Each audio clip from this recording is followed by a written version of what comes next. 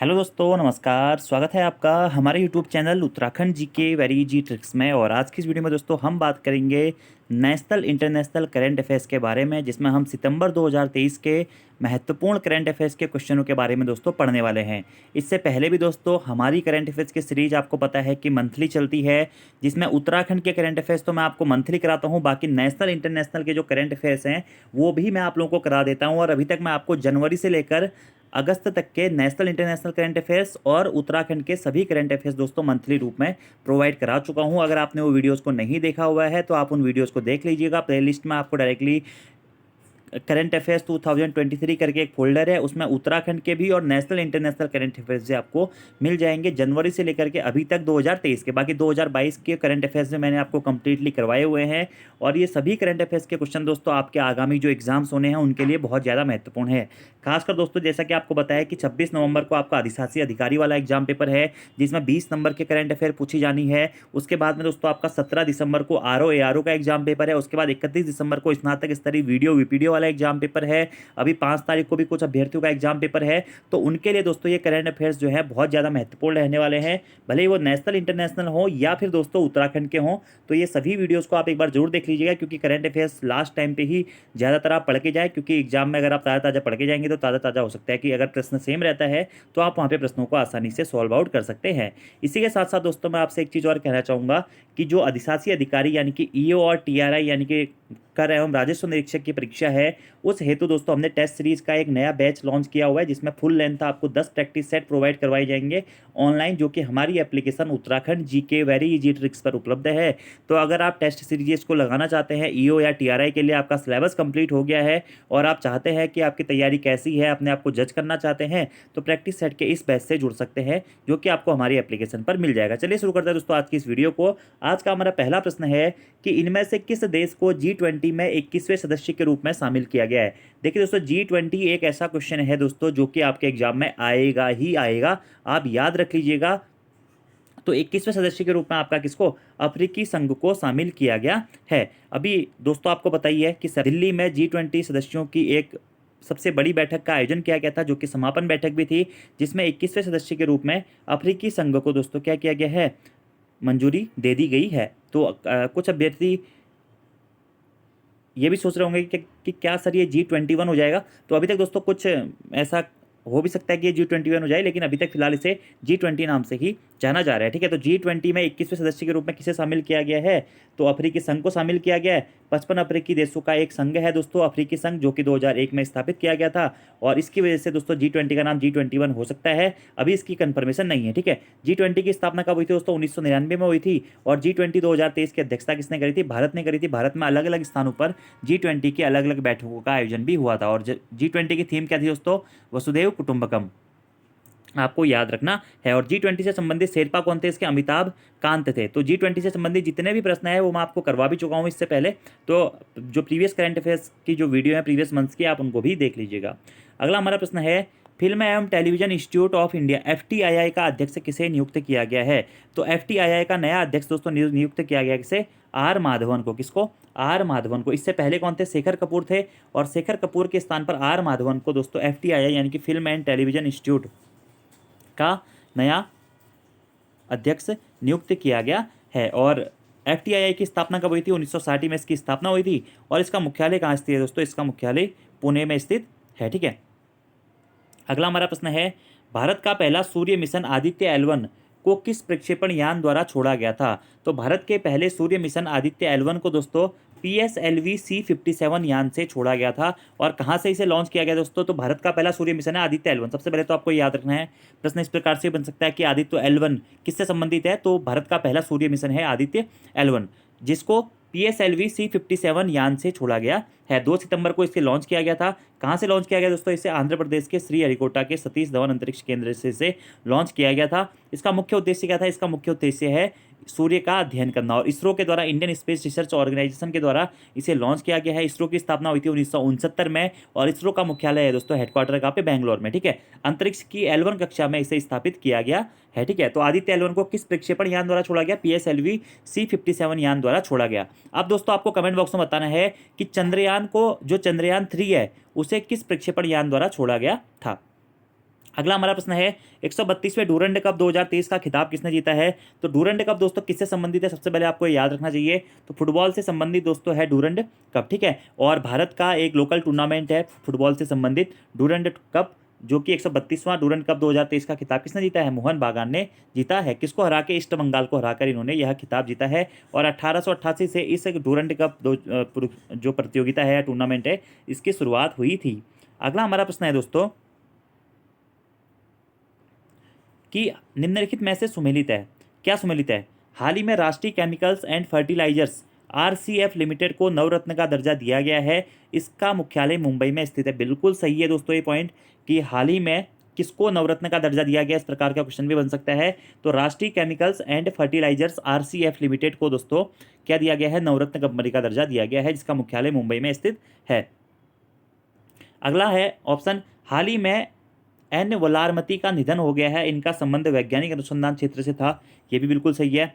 अगला पॉइंट है अब दोस्तों हमारा, इटालियन ग्रैंड प्रिक्स 2023 का खिताब मैक्स वेरस्टेपेन ने जीता है। तो इटालियन ग्रैंड प्रिक्स 2023 का खिताब किसने जीता है, खिताब उगाए मैक्स वेरस्टेपेन ने जीता है। तो सभी आंसर यहाँ पे आपके सही हो जाएंगे, याद रखना है आपको। ये क्वेश्चन दोस्तों अच्छा क्वेश्चन है, अलग अलग ऑप्शन है, आपको अलग अलग ऑप्शन को अलग अलग प्रश्नों के माध्यम से नोट डाउन करना है। अगला हमारा प्रश्न है कि पुरुष हॉकी 5 एशिया कप टूर्नामेंट का खिताब भारत ने किस टीम को हराकर जीता है। तो पुरुष हॉकी 5 एशिया कप टूर्नामेंट का खिताब दोस्तों भारत ने पाकिस्तान को हराकर जीता है। किसको हराकर जीता है दोस्तों, पाकिस्तान को हराकर जीता है, याद रखना है। तो पुरुष हॉकी 5 एशिया कप टूर्नामेंट का खिताब भारत ने पाकिस्तान को हराकर जीता है और इसका आयोजन हुआ था ओमान के सलाला में। अगला हमारा प्रश्न है, निम्नलिखित में से कौन सा दोस्तों सुमेलित नहीं है। मून स्नाइपर जापान का चंद्रमा मिशन है और जाक्सा क्या है, जापान की अंतरिक्ष एजेंसी है। बिल्कुल सही है दोस्तों कि जाक्सा जो जापान की अंतरिक्ष एजेंसी है, उसके द्वारा ही मून स्नाइपर मिशन दोस्तों लॉन्च किया गया था हाल ही में, ठीक है। तो किसका मिशन है, जापान का चंद्रमा मिशन है मून स्नाइपर। अगला हमारा ऑप्शन है, अजरबैजान के भागों में आयोजित 53वीं ISSF वर्ल्ड चैंपियनशिप 2023 की पदक तालिका में भारत तीसरे स्थान पर रहा है। तो ये भी बिल्कुल सही है दोस्तों कि अजरबैजान में आयोजित जो 53वीं ISSF वर्ल्ड चैंपियनशिप हुई थी, इसमें पदक तालिका पर भारत तीसरे स्थान पर रहा है, ये भी बिल्कुल सही है। अगला है, fire on the Ganges life among the dead in Banaras नामक पुस्तक राधिका अयंकर के द्वारा लिखी गई है, ये भी दोस्तों बिल्कुल सही है। अगला हमारा ऑप्शन है, विश्व पर्यटन दिवस 26 सितंबर को मनाया जाता है। 2023 की इसकी theme tourism and green investment थी। तो दोस्तों ऑप्शन ये तीनों सही है, तो कौन सा सही नहीं है, ऑप्शन नंबर डी इसमें सुमेलित नहीं है। क्यों, देखिए विश्व पर्यटन दिवस दोस्तों कब मनाया जाता है, 27 सितंबर को मनाया जाता है। कब मनाया जाता है, 27 सितंबर को मनाया जाता है। और इसकी थीम क्या थी, टूरिज्म एंड ग्रीन इसकी थीम थी, ठीक है। टूरिज्म एंड ग्रीन इन्वेस्टमेंट इसकी थीम थी, यानी कि पर्यटन और हरित निवेश। महत्वपूर्ण क्वेश्चन है दोस्तों, विश्व पर्यटन दिवस 27 सितंबर, इसकी थीम आपको याद रखनी है टूरिज्म एंड ग्रीन इन्वेस्टमेंट, यानी कि पर्यटन और हरित निवेश की थीम थी। बाकी ऑप्शन आपको याद रखने हैं कि मून स्नाइपर जापान का क्या है, चंद्रमा मिशन है और जाक्सा कंपनी के द्वारा इसे लॉन्च किया गया था। अजरबैजान में दोस्तों 53वीं ISSF वर्ल्ड चैंपियनशिप 2023 की पदक तालिका में भारत तीसरे स्थान पर है, ठीक है। Fire on the Ganges life among the dead in Banaras नामक पुस्तक के लेखिका कौन है, राधिका अयंगर है। अगला प्रश्न है हमारा, देश की प्रथम सोलर सिटी कौन सी है। तो सांची दोस्तों, कहाँ, मध्य प्रदेश की सिटी सांची दोस्तों क्या है, देश की प्रथम सोलर सिटी बनी है। इंपॉर्टेंट क्वेश्चन है। और 2070 तक दोस्तों भारत को कार्बन फ्री रखने का लक्ष्य रखा गया है, याद रखना आपको। और देश की पहली सोलर सिटी कौन सी बनी है, वह बनी है सांची, मध्य प्रदेश में। अगला प्रश्न है, दुनिया की सबसे ऊंची नटराज प्रतिमा किस राज्य में स्थापित की गई। तो दुनिया की दोस्तों सबसे ऊंची जो नटराज की प्रतिमा है, किसकी प्रतिमा है, सबसे पहले तो ये है बात। तो जो नटराज की प्रतिमा है वो भगवान शंकर की मुद्रा है, शंकर की प्रतिमा है, मतलब भगवान शंकर को तांडव करते हुए इस मुद्रा में दिखाया जाता है या इस मूर्ति में दिखाया जाता है, ठीक है। तो भगवान शंकर की तांडव मुद्रा की ये मूर्ति है और इसे स्थापित किया गया नई दिल्ली के भारत मंडपम में, ठीक है। 28 फीट लंबी ये प्रतिमा है, इंपॉर्टेंट क्वेश्चन है। और दुनिया की सबसे ऊंची नटराज प्रतिमा है दोस्तों, जो कि नई दिल्ली में स्थापित की गई है, कहाँ पे, भारत मंडपम में। अगला हमारा प्रश्न है, भारत के पहले AI संचालित एंटी ड्रोन सिस्टम को क्या नाम दिया गया। AI संचालित एंटी ड्रोन सिस्टम को नाम दिया गया दोस्तों क्या, इंद्रजाल। अच्छा क्वेश्चन है ये भी कि इंद्रजाल क्या है, इस प्रकार का क्वेश्चन ही बन सकता है। तो भारत के पहले AI संचालित एंटी ड्रोन सिस्टम का नाम क्या है दोस्तों, इंद्रजाल है। अगला हमारा प्रश्न है, वन नेशन वन इलेक्शन हेतु किसकी अध्यक्षता में समिति का गठन किया गया था? ठीक है, किया गया है मतलब। तो अभी हाल ही में one election one nation one election काफ़ी चर्चाओं में रहा है। तो किसकी अध्यक्षता में समिति का गठन किया गया है? तो रामनाथ कोविंद जी की अध्यक्षता में दोस्तों वन नेशन वन इलेक्शन हेतु कमेटी का गठन किया गया है। ठीक है, एक राष्ट्र एक चुनाव हेतु। अगला हमारा क्वेश्चन है कि 53वें दादा साहब फाल्के पुरस्कार से किसे सम्मानित किया गया है? तो 53वें दादा साहब फाल्के पुरस्कार से दोस्तों वहीदा रहमान को सम्मानित किया गया। किसे? वहीदा रहमान को सम्मानित किया गया है 53वें दादा साहब फाल्के पुरस्कार से। ठीक है, यह तमिलनाडु से संबंधित है, भरतनाट्यम नृत्य से यह संबंधित है। ठीक है, अब आपको दोस्तों बताना है कि 52वां दादा साहब फाल्के पुरस्कार किसे दिया गया था और 51वां दादा साहब फाल्के पुरस्कार किसे दिया गया था। अगला प्रश्न है भाभा परमाणु अनुसंधान केंद्र बार्क का निदेशक किसे बनाया गया है? तो विवेक भसीन को दोस्तों भाभा परमाणु अनुसंधान केंद्र बार्क का निदेशक बनाया गया है। किसे? विवेक भसीन जी को। बार्क की स्थापना हुई थी 1954 में। अगला हमारा प्रश्न है कि हाल ही में एमएस स्वामीनाथन जी का निधन हो गया है, इन्हें किस उपनाम से जाना जाता है? तो दोस्तों भारत में हरित क्रांति के जनक के रूप में जाने जाते हैं। कौन? एमएस स्वामीनाथन। और इनका अभी हाल ही में दोस्तों निधन हो गया है, तो आंसर हो जाएगा भारत में हरित क्रांति के जनक के रूप में इन्हें जाना जाता है। और विश्व में हरित क्रांति का जनक दोस्तों किसी को कहा जाता है? नॉर्मन बोरलॉग को कहा जाता है। ठीक है, हरित क्रांति की शुरुआत 1960 के दशक में हुई थी दोस्तों, भारत में 1967 के आसपास में इसकी शुरुआत होती है। ठीक है, और एमएस स्वामीनाथन को हरित क्रांति के जनक के रूप में भारत में जाना जाता है। एमएस स्वामीनाथन जी को 1967 में पद्मश्री मिला था, 1972 में पद्म भूषण मिला था, 1989 में इन्हें पद्म विभूषण मिला था और 1971 में इन्हें रमन मैग्सेसे के पुरस्कार और 1987 में दोस्तों इन्हें विश्व खाद्य पुरस्कार से भी सम्मानित किया गया था। तो ये पुरस्कार भी दोस्तों संबंधित हैं, क्योंकि अभी हाल ही में जब लता मंगेशकर की मृत्यु हुई थी तब उनसे संबंधित प्रश्न पूछा गया था कि उन्हें ये पुरस्कार कब मिला था। उसी प्रकार से दोस्तों प्रश्न बन सकता है एमएस स्वामीनाथन जिनका हाल ही में निधन हुआ है, इन्हें कौन सा पुरस्कार कब मिला था? ठीक है, तो याद रखना है आपको 1967 में पद्मश्री, 1972 में पद्म भूषण, 1989 में पद्म विभूषण, 1971 में रमन मैग्सेसे पुरस्कार और 1987 में विश्व खाद्य पुरस्कार से इन्हें सम्मानित किया गया है।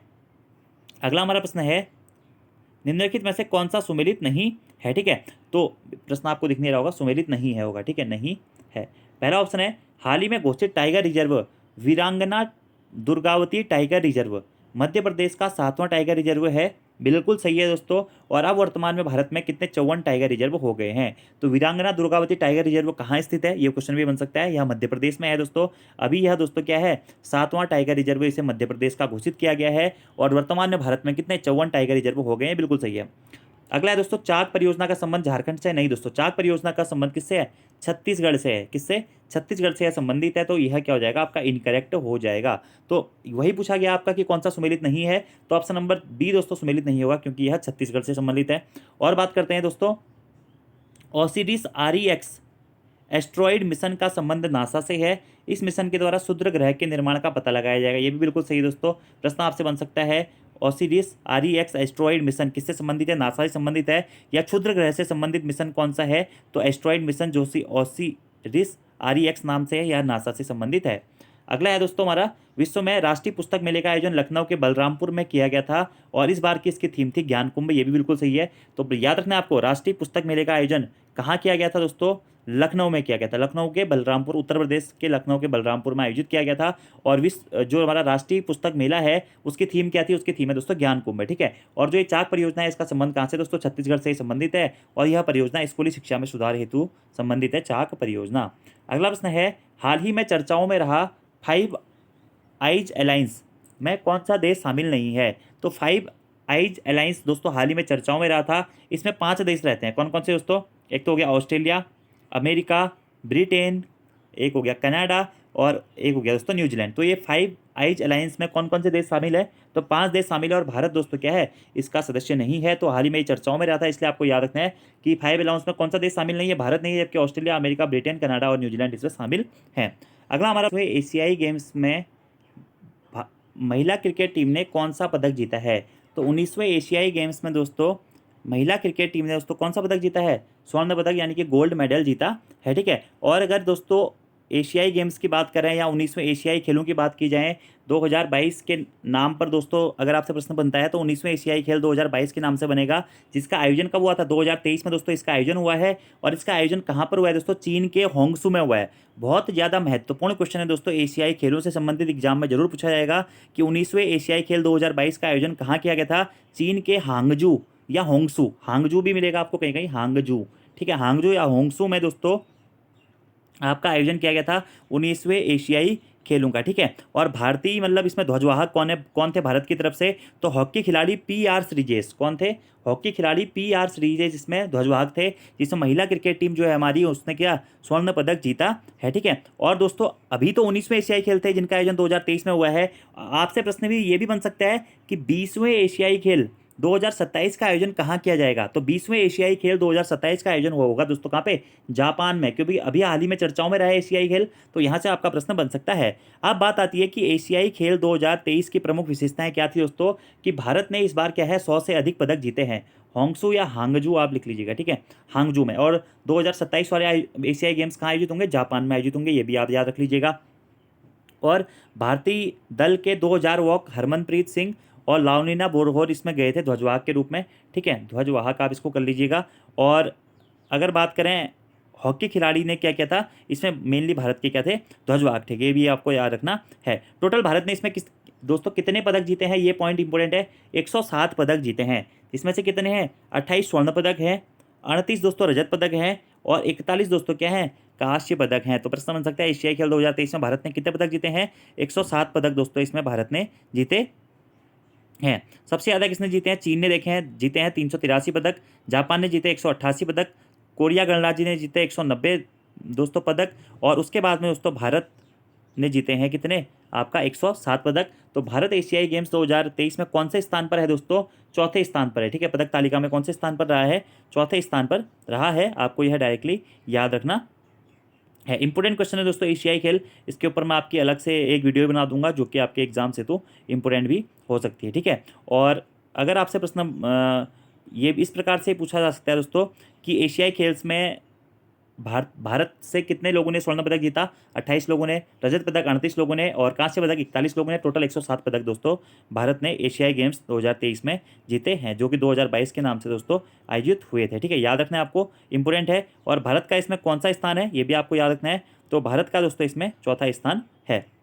और 2026 या 2027 में जो भी एशियाई गेम्स होंगे उनका आयोजन कहाँ पे होगा, जापान में उसका आयोजन किया जाएगा, याद रखना है आपको ये भी, ठीक है। अगला हमारा प्रश्न है, टाइम्स वर्ल्ड यूनिवर्सिटीज रैंकिंग 2024 में प्रथम स्थान पर कौन सी यूनिवर्सिटी रही है, तो ऑक्सफोर्ड यूनिवर्सिटी दोस्तों टाइम्स वर्ल्ड यूनिवर्सिटी रैंकिंग 2024 में प्रथम स्थान पर रही है, ठीक है। इंग्लैंड की ऑक्सफोर्ड यूनिवर्सिटी, ठीक है। और भारत में प्रथम स्थान पर कौन रहा है, IFC बेंगलोर रहा है। अगला हमारा प्रश्न है, world leader for piece for security award 2023 किसे प्रदान किया गया है, तो world leader for piece of security award 2023 दोस्तों प्रदान किया गया है माता अमृतानंदमयी देवी को। किसको, माता अमृतानंदमयी देवी को। ये कौन है, यह सामाजिक कार्यकर्ता। इंपॉर्टेंट क्वेश्चन है, world leader for piece for security किसको प्रदान किया गया, माता अमृतानंदमयी देवी को, जो कि सामाजिक कार्यकर्ता हैं। अगला प्रश्न ये भी बहुत महत्वपूर्ण है, रमन मैग्सेसे पुरस्कार 2023 से किस भारतीय को सम्मानित किया गया है, तो डॉक्टर रवि कन्नन। डॉक्टर रवि कन्नन दोस्तों भारतीय जिन्हें रमन मैग्सेसे पुरस्कार 2023 से सम्मानित किया गया है। रमन मैग्सेसे पुरस्कार एशिया का नोबेल पुरस्कार कहा जाता है। और 2019 में दोस्तों किस भारतीय को रमन मैग्सेसे पुरस्कार से सम्मानित किया गया था, तो पत्रकार रवीश कुमार को सम्मानित किया गया था। इस बार किसे किया गया, इस बार दोस्तों डॉक्टर रवि कन्नन जी को सम्मानित किया गया है। अगला प्रश्न है, निम्नलिखित में से सुमेलित है, मिस अर्थ इंडिया 2023 का खिताब प्रियन सेन ने जीता है, बिल्कुल सही है।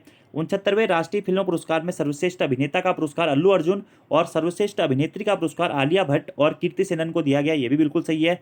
हाल ही में विश्व शांति पुरस्कार अफगानिस्तान देश की नरगिस मोहम्मद हसन जई ने जीता है, ये भी बिल्कुल सही है। तो सभी ऑप्शन दोस्तों यहाँ पर सही हैं, ठीक है। अब देखिए, ये दोस्तों आपको एक प्रश्न लग रहा होगा, लेकिन ये 3 प्रश्न है। कैसे, पहला प्रश्न हो रहा है, मिस अर्थ इंडिया 2023 का खिताब किसने जीता है, प्रियन सेन ने।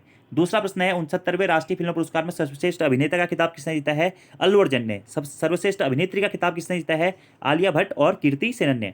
और वहीं विश्व शांति पुरस्कार, इस बार का विश्व शांति पुरस्कार किससे सम्मानित किया गया है, तो अफगानिस्तान देश की नरगिस मोहम्मद हसन जई को विश्व शांति पुरस्कार से सम्मानित किया गया है, याद रखना है आपको, ठीक है। अगला हमारा प्रश्न है, भारत ने किस राज्य में पहले AI स्कूल को लॉन्च किया है, तो भारत ने दोस्तों केरल में, भारत के केरल राज्य के द्वारा सबसे पहले AI स्कूल को लॉन्च किया गया है। AI स्कूल यानी कि आर्टिफिशियल इंटेलिजेंस स्कूल। अगला हमारा प्रश्न है, निम्नलिखित में से सुमेलित नहीं है, क्या सुमेलित नहीं है, ठीक है। पहला ऑप्शन है, चर्चित रोबोट व्योम मित्र डीआरडीओ द्वारा बनाया गया? नहीं दोस्तों, जो चर्चित रोबोट है व्योम मित्र, यह इसरो के द्वारा बनाया गया, इंडियन स्पेस रिसर्च ऑर्गेनाइजेशन के द्वारा बनाया गया है। तो प्रश्न ये भी बन सकता है कि व्योम मित्र क्या है? तो रोबोट है दोस्तों, जिसको इसरो के द्वारा बनाया गया है। अगला प्रश्न है, भारतीय रेलवे बोर्ड के अध्यक्ष पद पर नियुक्त होने वाली प्रथम महिला जया वर्मा सिन्हा है। बिल्कुल सही है दोस्तों, इंपॉर्टेंट प्रश्न है कि भारतीय रेलवे बोर्ड के अध्यक्ष पद पर नियुक्त होने वाली प्रथम महिला कौन बनी है हाल ही में? जया वर्मा सिन्हा जी बनी है। अगला प्रश्न है, मतलब ऑप्शन है, खेलो इंडिया महिला लीग का नया नाम अस्मिता महिला लीग कर दिया गया। ये भी बिल्कुल सही है। और दुनिया की पहली BS6 electrified flex fuel car Toyota Motors India द्वारा निर्मित की गई है। ये भी दोस्तों बिल्कुल सही है। तो इसरो द्वारा किसको बनाया गया? व्योम मित्र को बनाया गया है, जो कि चर्चित रोबोट है। खेलो इंडिया महिला लीग का नाम अब अस्मिता महिला लीग कर दिया गया है। भारतीय रेलवे बोर्ड के अध्यक्ष पद पर नियुक्त होने वाली प्रथम महिला जया वर्मा सिन्हा बनी है। और BS6 electrified flex fuel car किसके द्वारा बनाई गई है? टोयोटा मोटर्स इंडिया द्वारा बनाई गई है। तो ऑप्शन नंबर ए आपका क्या होगा? सुमेलित नहीं होगा। अगला प्रश्न, ये भी महत्वपूर्ण क्वेश्चन है दोस्तों, कि चिकित्सा विज्ञान के क्षेत्र में शांति स्वरूप भटनागर पुरस्कार 2022 किसे प्रदान किया गया है? तो डॉक्टर दीप्यमान गांगुली जी को शांति स्वरूप भटनागर पुरस्कार 2022 से सम्मानित किया गया। टोटल 12 लोगों को यह प्रदान किया गया 7 श्रेणियों में शांति स्वरूप भटनागर पुरस्कार। अगला हमारा प्रश्न है, G20 बैठक नई दिल्ली में घोषित India middle east Europe mega economic corridor में कौन सा देश शामिल है? ठीक है, तो भारत, संयुक्त अरब अमीरात, फ्रांस, इटली, जर्मनी, सऊदी अरब, यूरोपियन संघ, अमेरिका, यह सभी देश दोस्तों इसमें शामिल हैं। और आपको बताइए G20 की जो नई दिल्ली में बैठक आयोजित हुई थी, जो कि G20 की क्या थी? समापन बैठक भी थी दोस्तों। तो उस बैठक का आयोजन दोस्तों 9 से 10 सितंबर को कराया गया था, जो कि अंतिम बैठक थी और सबसे बड़ी बैठक भी थी भारत में। अनेकों देशों के द्वारा इसमें प्रतिभाग किया गया था, अनेकों देशों के जो हेड होते हैं उनके द्वारा इसमें प्रतिभाग किया गया था। तो इसीलिए ये इंपॉर्टेंट है। तो यहाँ पर दोस्तों इंडिया के द्वारा एक कॉरिडोर की बात की गई थी, जो कि काफ़ी इंपॉर्टेंट आपके एग्जाम के लिए रह सकता है। वो है middle east Europe mega economic corridor, यानी कि जो हमारा मिडिल ईस्ट और यूरोप को जोड़ने के लिए एक कॉरिडोर बनाने की बात की गई थी, जो किस किस देश से गुजरेगा? तो भारत से, संयुक्त अरब अमीरात से, फ्रांस से, इटली, जर्मनी, सऊदी अरब, यूरोपीय संघ, अमेरिका, इन सभी देशों से दोस्तों यह गुजरने वाला है। ये भी आपको डायरेक्टली याद रखना है। और सितंबर में इसका आयोजन हुआ था। G20 का होस्ट देश दोस्तों 2023 में कौन था? भारत में था। ठीक है, और G20 की अंतिम बैठक हुई थी 9 से 10 सितंबर 2023 को। ठीक है, याद रखना है आपको। और G20 का दोस्तों स्लोगन आपको याद रखना है, क्या है? वसुदेव कुटुंबकम, one earth one family one future. Exam में बहुत बार दोस्तों यह प्रश्न पहले भी पूछा गया है, आगे भी पूछा जाएगा। G20 का दोस्तों मोटो क्या है? तो वह है वसुदेव कुटुंबकम, one earth one family one future. इसको आप डायरेक्टली नोट डाउन कर लीजिएगा। ठीक है, और 21वां सदस्य इसमें कौन जोड़ा गया? हाल ही में अफ्रीकी संघ को G20 के 21वें सदस्य के रूप में जोड़ा गया है। ये भी आपको याद रखना है। और G20 की जो 2023 की मेज़बानी है वह किसने करी थी दोस्तों? तो G20 की 2023 की मेज़बानी किसने करी थी? भारत ने करी थी। अब दोस्तों यहाँ से इंपॉर्टेंट प्रश्न ये भी बन सकता है कि G20 2024 या G20 जो शिखर सम्मेलन है 2024 की मेज़बानी कौन करेगा? तो ब्राज़ील करेगा। ये भी आपको याद रखना है, कौन करेगा? ब्राज़ील करेगा। ठीक है, तो इतने क्वेश्चन दोस्तों आपको याद रखने हैं। अब आपके होमवर्क के दोस्तों करंट अफेयर्स के क्वेश्चन है कि G20 की उत्तराखंड में कितनी बैठकें हुई थी और कहाँ हुई थी, ये आपको कमेंट बॉक्स में बताना है। सभी क्वेश्चंस में आपको G20 के अलग अलग मंथ्स में दोस्तों करवा चुका हूँ। बाकी वीडियो पर कैसी लगी आपको कमेंट बॉक्स में जरूर बताइएगा। वीडियो पसंद आती है तो वीडियो को लाइक जरूर करें, कमेंट जरूर करें, अपने दोस्तों के साथ में वीडियो को जरूर शेयर करें। ठीक है, और अगर आप प्रैक्टिस सेट के बैच से जुड़ना चाहते हैं तो प्ले स्टोर से हमारी एप्लीकेशन उत्तराखंड GK वेरी जी ट्रिक्स को डाउनलोड करके